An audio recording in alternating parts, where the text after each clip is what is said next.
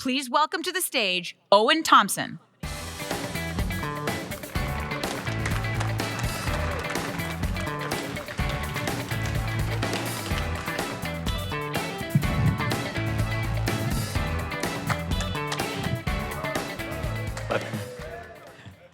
Hello. Hey, my name's Owen Thompson. I'm an engineer here at Roblox. I'm here with my colleagues Brian and Andreas, who are back there somewhere. And we're going to talk about the work we're doing to make compelling competitive games easier to build on the platform. So competitive mechanics are a core part of Roblox's history. Crossroads, Swordfight in the Heights will be some of your first experiences on Roblox. And it was Ultimate Paintball that hit the milestone of being the first experience to 1 million visits. And even back then, these games were showing the powerful intersection on Roblox between UGC content, competitive gameplay, and the inherently social nature of our platform. And this set a legacy that can still be felt today. So the games today may look very different, but PvP mechanics continue to be at the core of many of Roblox's most exciting experiences. And this crosses many genres. So we've got shooters, RPGs, even puzzle and word games.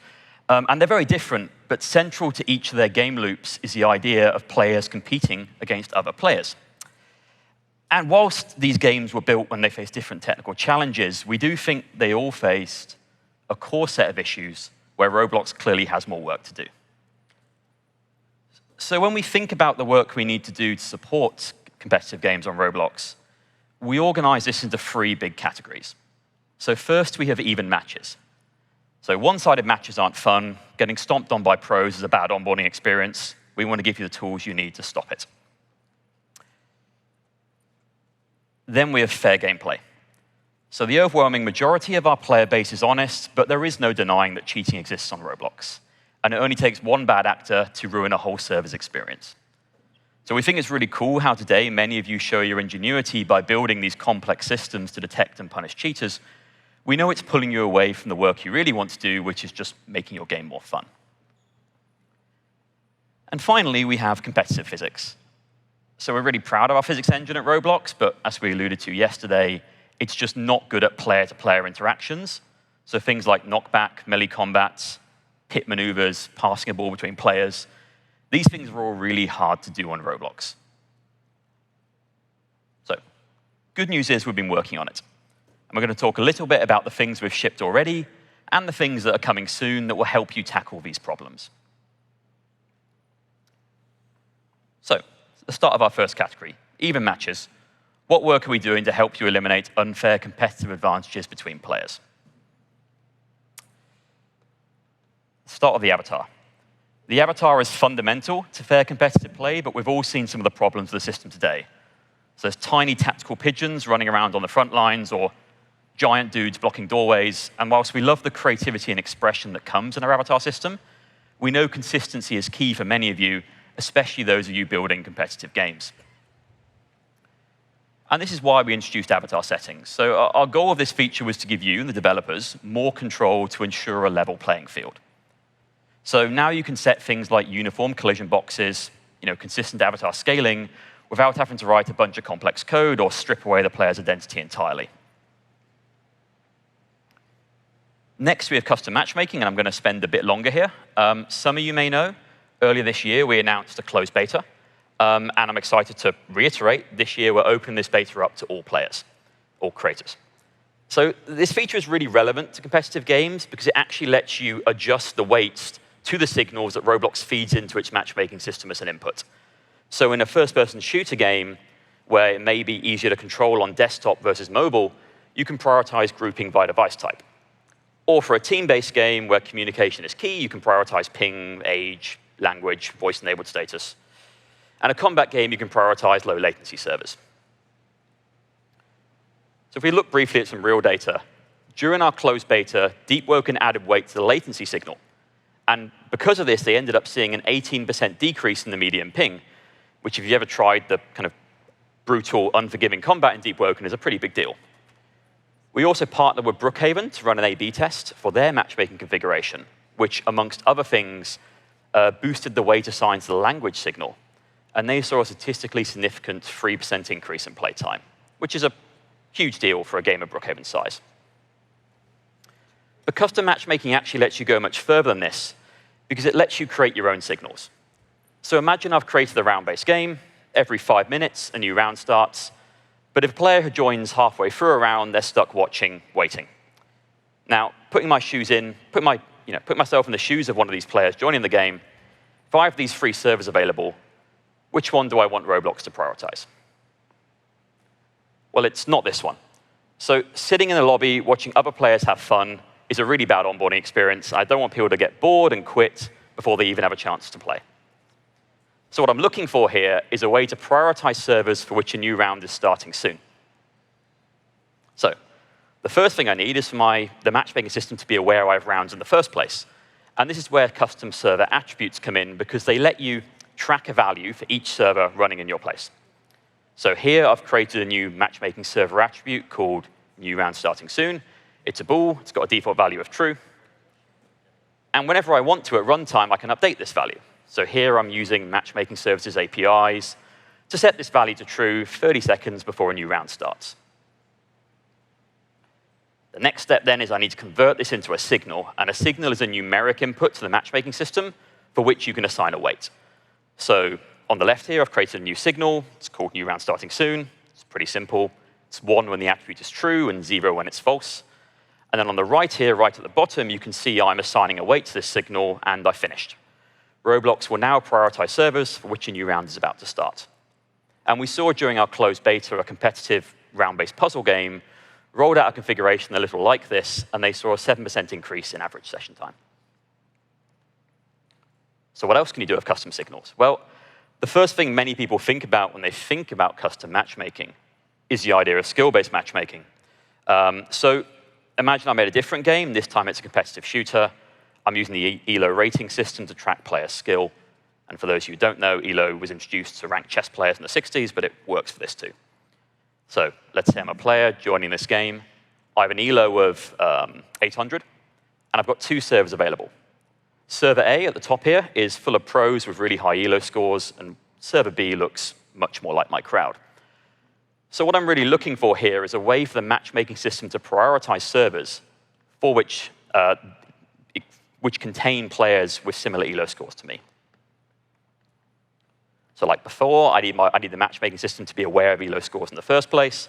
So I'm creating a new player attribute called ELO score. I'm configuring it as a double with a default value of 1500. And next, I need a way for my game to update this at runtime. And right now, all of my players' data is stored inside a data store key. Not that unusual. But this is where custom matchmaking signals get really powerful, because they actually let you reach directly into that data store key and pull the value out. So here I provide the name of the table, a template for the key for a given user, and JSON path notation pointing to the value. And just like that, I've not written any special code. The matchmaking system will now reach into my key and pull out the ELO score. Finally, like before, need a numeric signal, so I'm creating one. This one's called ELO score proximity. This one's a little bit more complicated. It's calculated as the difference between the joining player's ELO and the average of the ELO scores of the players in the server that I'm evaluating. So essentially, if I'm evaluating a server where everyone has the same ELO score as me, the signal's 1, otherwise it's lower. And then I add a weight, just like before, and I finished. My game now has skill-based matchmaking, and I didn't write any matchmaking code. So what's next for custom matchmaking? Well, we know it's a very powerful feature. I mentioned earlier how Brookhaven was able to run an A/B test where they saw a statistically significant boost to playtime. But this sort of thing can cut both ways. So the right configuration can be fantastic for your experience, but the wrong configuration can send your metrics in the other direction. And we want everyone to be able to access the power of this feature without having to worry about shooting themselves in the foot. And this is why, excited to reiterate that we're going to support the new experimentation platform we spoke about earlier today, which will mean you can try your matchmaking config out on a subset of your audience, run an experiment, look at the impact on your key metrics like retention and playtime, and then make a data-driven decision about how to roll this out with confidence. So the second big category on our list is around ensuring fair gameplay. So playing with cheaters is no fun, and it's something we're determined to fix. And we've talked a lot over the past few years about our work around modified clients, and some of this isn't news to you guys, but we're pretty excited about the progress we've made in recent months that we're going to show you some of it again. So since we stopped just doing manual ban waves and started automatically banning cheaters, we've seen just in 3 months over an 80% decrease in the percentage of playtime that's being exposed to untrusted clients, which is a really big deal. And again, I know you've seen this before, but we're excited about it. And for this group, as I know many people here may have encountered this, we launched a new policy this year to ensure that those with edit permissions to a place won't get penalized for using modified clients in that place. And the idea here is you shouldn't get penalized by Roblox's systems for trying to prevent cheats yourself. But all of this work is really about how the cheat is implemented, how the client is modified, how we detect it. And what we're really excited to talk about, and I expect many of you are excited to hear about, is the work we're doing to our networking and authority model to make a whole class of cheats just impossible in the first place, no matter how they're implemented. And this brings us on to the exciting topic of server authority, where I'm going to hand you over to my colleagues, Brian and Andreas, who are going to talk you through how this works in much more detail. So, thank you.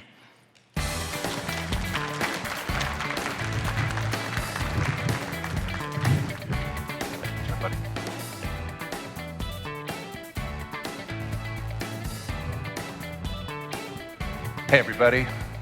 Great stuff, Owen. There's some really good stuff there to help with competitive gaming and building them. And wow, this is a really big room. I get a bit of a nervous public speaker, but it is really helpful to actually see some faces that I recognize from the community, from folks I've met over the years at RDC, maybe on the forum or other dev summits.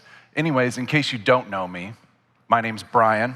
I'm a Roblox PM. I've been at Roblox for about 3 years, and I've been on the platform for about 6 years.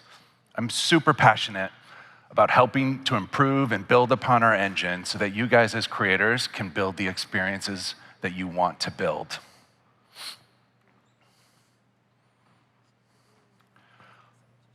I want to talk and start with a very simple example.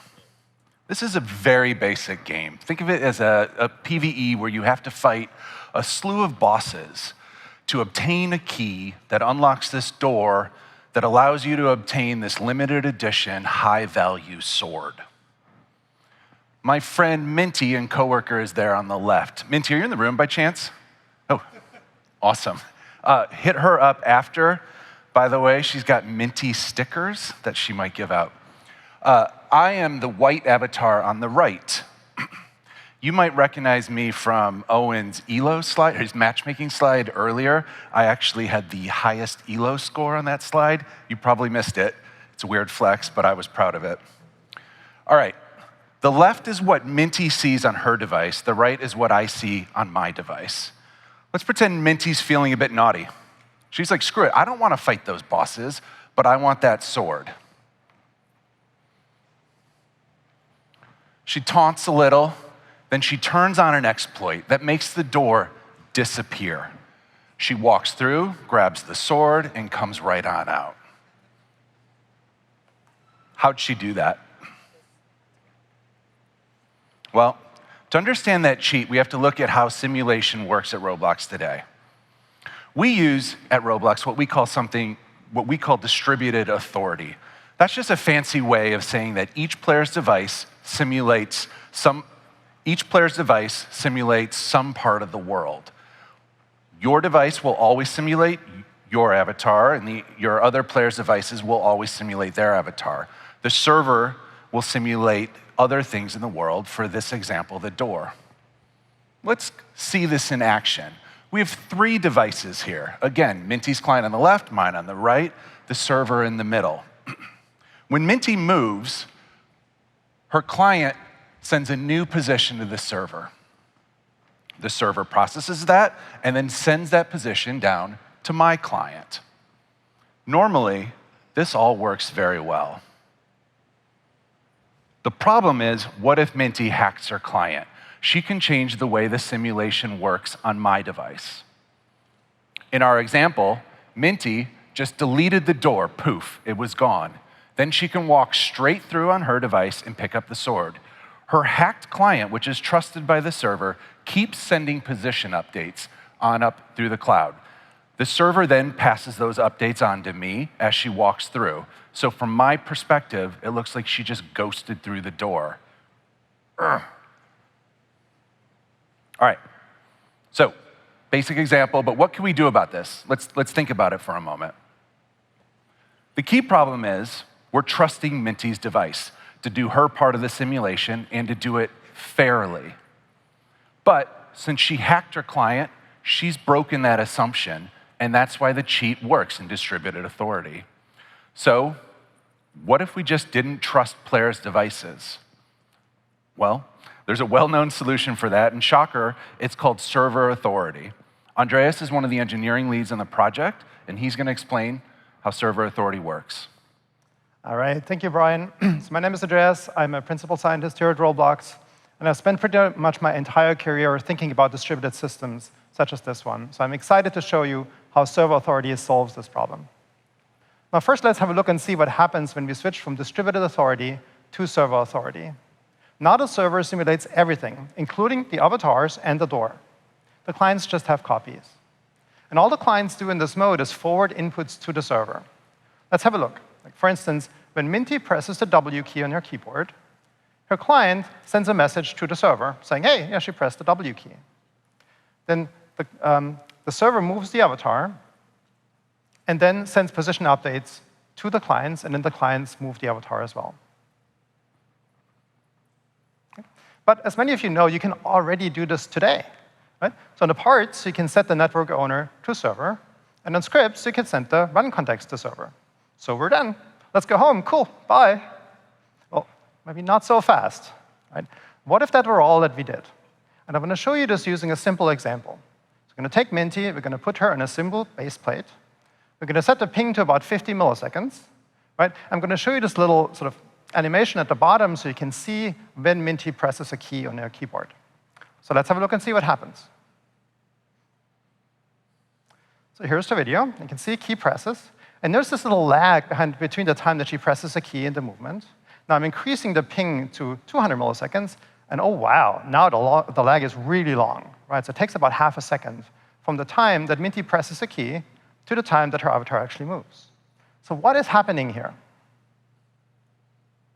And the answer, of course, is that server does all the simulation now. So Minty's client has to send the inputs to the server and wait for the server to send a new position. And to illustrate that, I'm going to show you this little timeline view of what Minty's client and the server say to each other. Okay? So time moves from left to right, okay? And I have Minty's client and the server in the slide. Okay, so now Minty presses the W key, and so her client sends a message to the server, and that message sort of slowly makes it over the network until it gets to the server. Then the server does the update, and then it sends a position update back to the client, and that message again slowly makes it over the network until it arrives on the client. And then the avatar starts to move. Now notice that it takes roughly one ping from the time that Minty presses a key to the time where the avatar actually starts to move. Okay? And so with a fast ping, you can't see this very well, but with a long ping, that is very significant. Okay? So now once the avatar starts to move, things work well, right? So position updates keep arriving, the avatar keeps moving, and you can see that in the slide with this orange bar, right? But once again, like 50 millisecond ping, right? You can't really see it in the video, but you can feel it when you play the game, okay? But with that 200 millisecond ping, oh wow, right? A social game would feel sluggish, but a fast Twitch game would be pretty much unplayable, right? So if you did nothing else, then this would not feel very good. Now, of course, there is a solution already, and that solution is called latency compensation. And this is the biggest change that we're introducing. Remember, you can already do server authority today. The new thing is that we can now automatically hide most of that latency for you. Okay? And so let's talk a little bit about how that works. The first puzzle piece is called client-side prediction. We'll let the client guess what the server is going to tell it. Okay? So once again, here's the example from earlier. And now I'm showing you what happens when I enable prediction. Right? Now you can see two Mintys. The one in front is where the client thinks Minty is. Right? That's what the player would see in the screen. And the one in the back is sort of a ghost that shows you where the server thinks she is. Right? And so as you can see, when the one in front responds to key presses right away. And it's just as fast as it was with distributed authority. Right? Now the server version is trailing behind a little bit, but it catches up again when Minty stops. So let's go back to our timeline view to understand this a little bit better. Right, so here it is again, my timeline view. Right? we have Minty's client and the server, and time once again moves from left to right. All right. Now, the client-server conversation looks no different than before. Right? So Minty presses the W key, her client sends a message to the server sends position updates, and that process still takes about 1 ping. Okay? The difference is that the client now predicts the effects of the key presses. Okay? And so the avatar starts to move right away. And you can see this in the illustration, right, where the orange bar, where the avatar moves, starts right at that red arrow where Minty presses the key. Okay? Now, when the server updates arrive, the client uses them to confirm those predictions. So the client goes, yep, I knew you were going to say this, so I'm right. Okay? And good predictions are not that hard to make, because the client knows exactly what the server is going to do. If Minty presses the W key, right, then the avatar is supposed to start walking. And if the avatar walks into a wall, it should stop walking, and so on. But of course, you're going to ask, what if something unexpected happens? So now I want to show you one other scenario. And in this scenario, we're putting Minty on a bridge. Right? And right there, on the right, you can see Brian standing next to this red button. And right at the moment where Minty steps on the bridge, Brian is going to step on this button, and the button makes the bridge disappear. Okay? Now notice in the video, right, when Brian presses the button, there's this short glitch. Okay? I'm going to show you this a little bit better so we can have a closer look. And so I'm going to do 2 things. I'm going to slow down the video, and I'm going to increase the ping to something really huge, right, so it's really obvious what happens. All right? So here's the slower version. Right? On the right, you can see what happens on the server, and on the left, you can see what happens on the client. And so first, we're going to look at what happens on the server. Right, so on the server, Brian steps on the button, bridge disappears, Minty starts to fall. So far, so good. But now let's have a look at the client. And the client, and you can see them like side by side at the same point in time. So when Brian steps on the button, the client doesn't know that yet, right? And so it's still going to predict that Minty keeps walking in the bridge because it still thinks that the bridge is still there, right? And now at the point where this message arrives from the server that tells it about that button press, it'll realize, oops, Minty should have been falling for quite some time now, right? So it has to correct Minty's position. And for that, we use a technique that's called rollback and resimulation. So let's have a look and see how that works. And so here's yet another timeline view, this time for the bridge scenario. Now I'm showing you the server and 2 clients, like Minty's client at the top and Brian's client at the bottom. Right? And once again, time goes from left to right. Now the whole scenario starts again with Minty pressing the W key to walk onto the bridge. Right? And then what happens is that Brian steps onto the button and removes the bridge. Right? So that message goes to the server removes the bridge. And this is the moment where things are starting to go wrong on the client. Right? So at this point, the client is predicting that Minty keeps walking in the bridge because it doesn't know yet that the bridge should have disappeared. Okay? Now, a while later, this pink message arrives on the client. And at that moment, the client realizes, oops, I mispredicted. And what it does now is it rolls back the state to this red dashed line where things started to go wrong. And then it resimulates a couple of frames from there until the current moment to make a new prediction, but this time with this additional information included that it just received. Okay? And from there on, things are OK again. Right? So the server is going to keep sending position updates, but now the client has all the information, so once again, it's going to make the correct prediction. Okay? Whew. So that was latency compensation in a nutshell. Right? So to recap, we have client-side prediction. When there's a misprediction, there's going to be a rollback, and the client resimulates a couple of frames. And all of that is done for you automatically by the engine. There's no need to write special code for this. All right, so let's pop up a level. Right? So we started earlier by saying that we want to help with cheating. So now let's have a look and see how this helps with cheating. So here's a video of our original scene again, where Minty wants to get this awesome sword. Okay, but this time with server authority enabled. Now Minty tries to walk through the door again, so she deletes it on her client. Right? But this time, she's not getting through. And so notice that jerky motion. Right? Minty deleted the door, right? So she can walk through on her client, but the server keeps correcting her. Right? The server keeps saying, hey, Minty, you're not where you're supposed to be. All right? And so even better, let's have a look at and see what I see on my screen. This is on the right on the slide. Right? On my screen, I don't see any of this. Right? So I see Minty standing in front of the door. Right? And this is what really would happen on if there were no cheating. Right? And that's exactly what happens on the server, because the server is simulating it correctly. Right? So what that means is that honest players don't even see that somebody is trying to cheat. And best of all, if you ask me, is that none of this actually depended on how the cheat works. Right? So it's a very general technique. And so because of that, it works for pretty much all authority-based cheating. There's a lot of cheats that fall into this category. That's good for you because there's no more need to have this cat and mouse game with the cheaters. Right? So the cheaters come up with a new cheat, and you come up with a defense against that cheat. And then the cheaters come up with a new cheat, and you have to fix your defense and extend it, and then so on and so forth ad infinitum. Okay? So no more of that. All you have to do now is check the box to enable server authority. That's great. Thank you, Professor.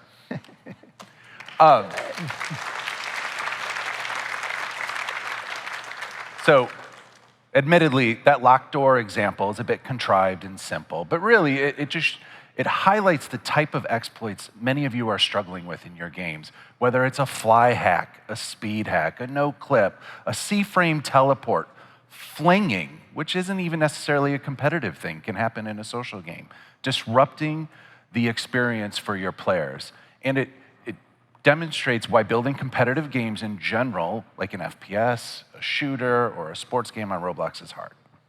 Cool. But we've also talked about how server authority helps with physics. Were most of you guys at the creator keynote yesterday?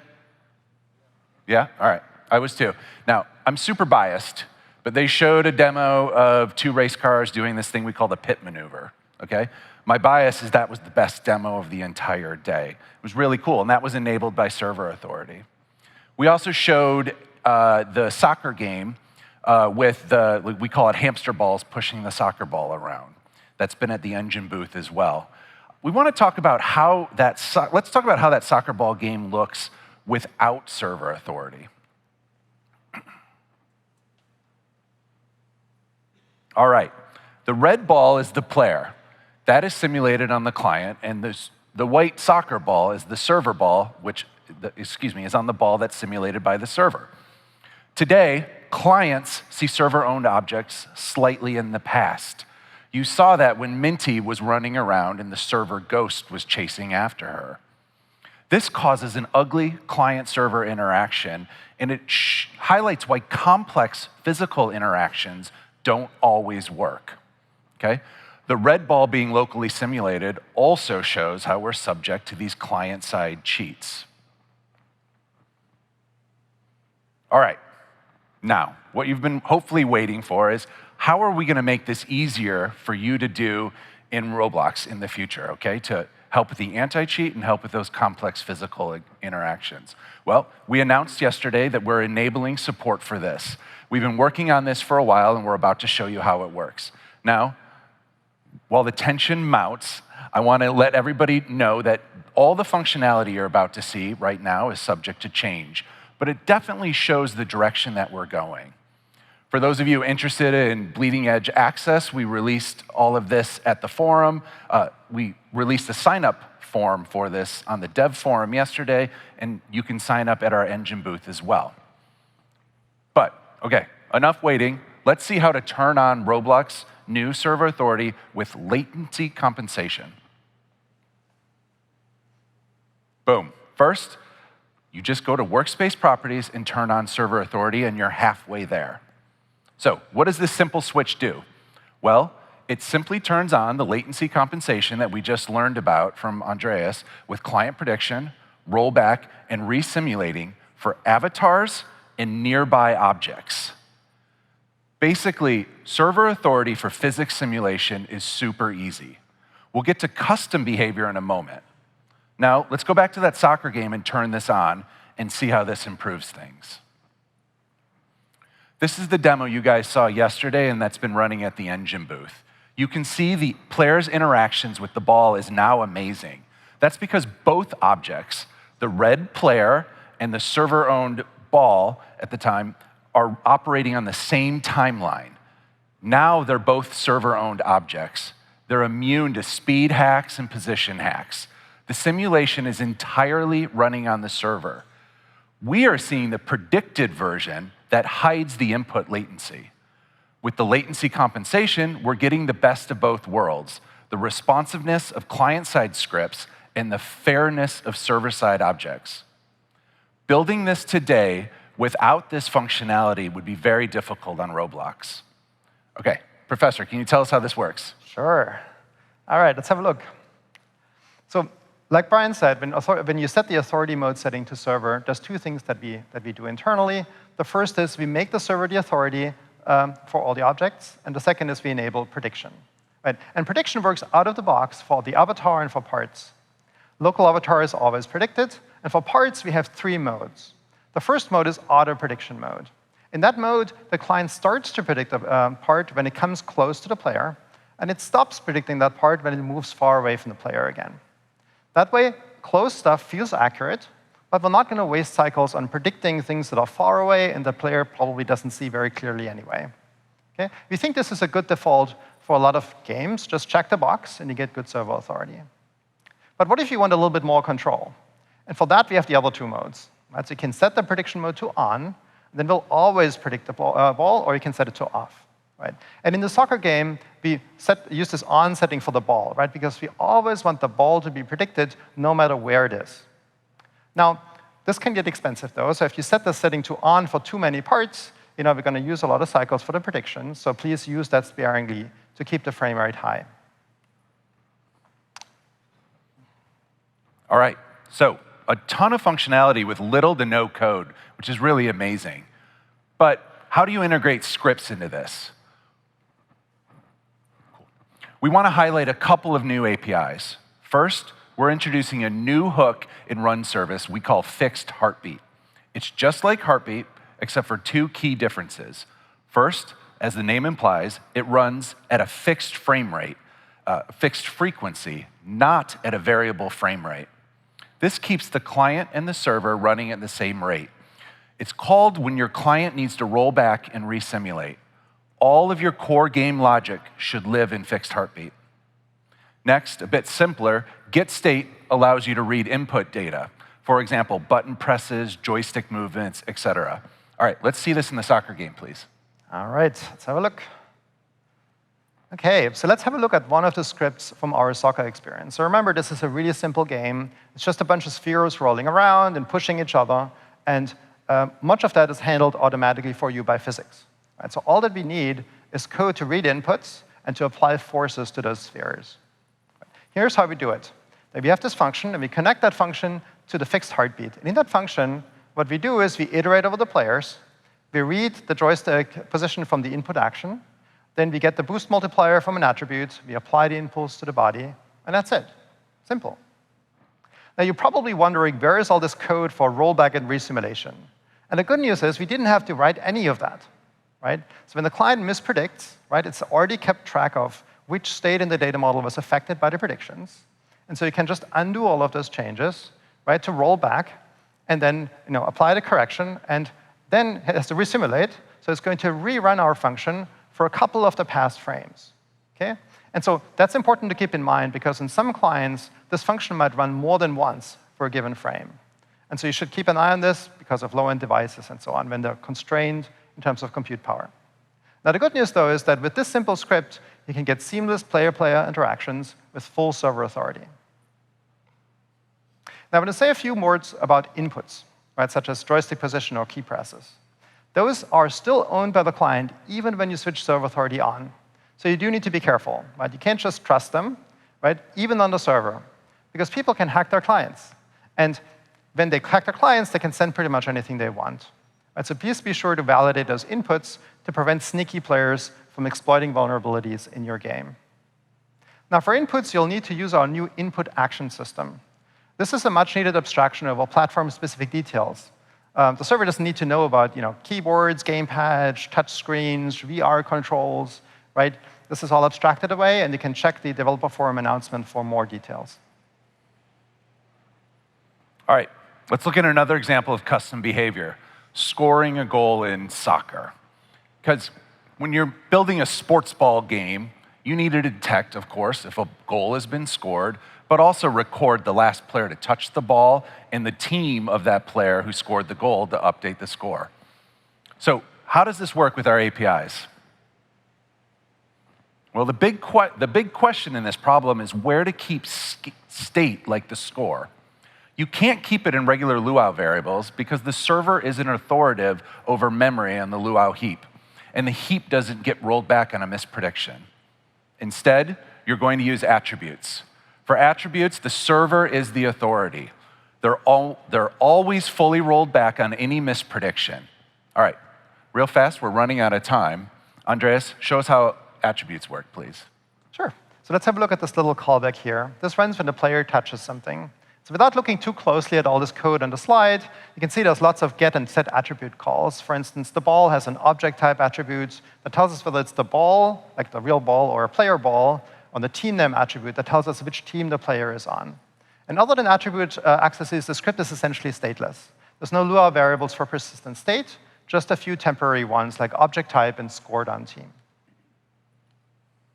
Oh, so the API is really quite simple. And so we're showing the entire API pretty much on this slide. Right? That's good news. It fits on a single slide. Right? So what do you have to do? You have to set the authority mode. You have to use the fixed heartbeat. You have to configure prediction and use attributes. There are a few more functions, but that's basically it. So we did our best to make this simple for you and easy to use. Yeah, great. So we're making all of these available shortly in our Server Authority Early Access. Those of you who have applied, we're going to start rolling access early next week. When you get access, you'll have access to the documentation, a sample RBXL file of this soccer game, and you'll be ready to go. If you're not enrolled, again, look for that dev forum post. Now remember, published experiences using all this won't work for your players, okay? And all the APIs you use to build with are subject to change. That's it for our talk today. We really appreciate you guys coming to learn more about competitive games. Thank you, Andreas. Thank you, Owen. We don't have time for questions. Sorry about that. But find us in the hallway after or meet us at the engine booth. Otherwise, I hope to see you all at the RIAs tonight. Thank you so much.